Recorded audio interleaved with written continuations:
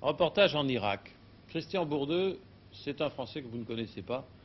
C'est l'un des techniciens, des travailleurs qui exportent le savoir-faire de notre industrie aux quatre coins du monde. C'est rentable pour l'industrie française, profitable pour les intéressés, mais ce n'est pas une vie facile. Ceci, ce n'est pas un calvaire perdu dans la lande bretonne. C'est un puits de pétrole, prêt pour l'exploitation. Mais il est beaucoup plus perdu. Il est situé à Bouzourgan, en Irak, aux confins de la Mésopotamie. À cet endroit, il y a en effet un important gisement pétrolier.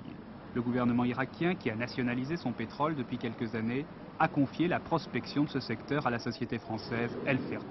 Alors il y a là 150 Français qui, comme Christian Bourdeux, travaillent avec les Irakiens pour mettre en route ce gisement. Je suis technicien. Nous surveillons surtout la fabrication des pipelines, des lignes qui doivent alimenter toutes les installations ici sur Bouzourgan. Il y a combien de temps que vous êtes ici?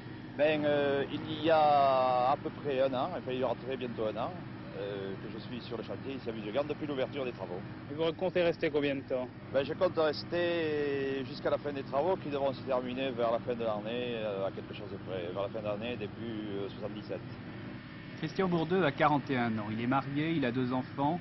Sa famille habite en France, dans les Pyrénées. Il la voit de temps en temps tout de même, puisque s'il travaille tous les jours pendant 5 semaines sur le chantier, il a ensuite 4 semaines de récupération en France.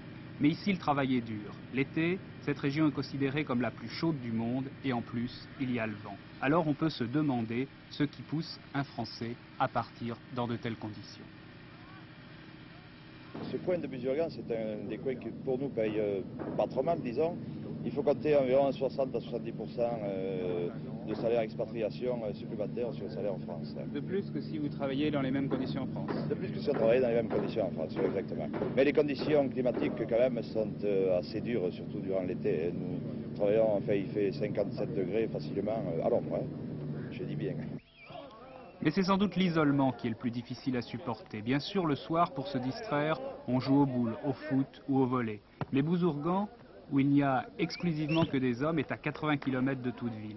Quant au contact avec la communauté irakienne, ils sont très limités en dehors du travail.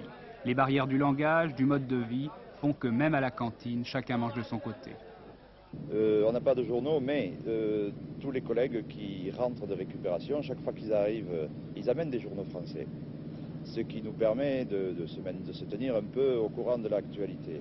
On a quand même pas mal de recul et on a toujours des nouvelles qui arrivent un minimum avec 3 ou 4 jours de retard.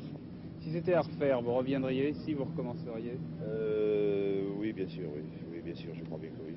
Mais vous pensez que pour un jeune, ça vaut le coup? Oui, je pense que pour un jeune, oui, c'est intéressant. D'abord, ça lui fera voir autre chose. Il y a quand même un autre esprit d'initiative à avoir sur les chantiers. C'est très bon. À tous les niveaux, c'est très bon.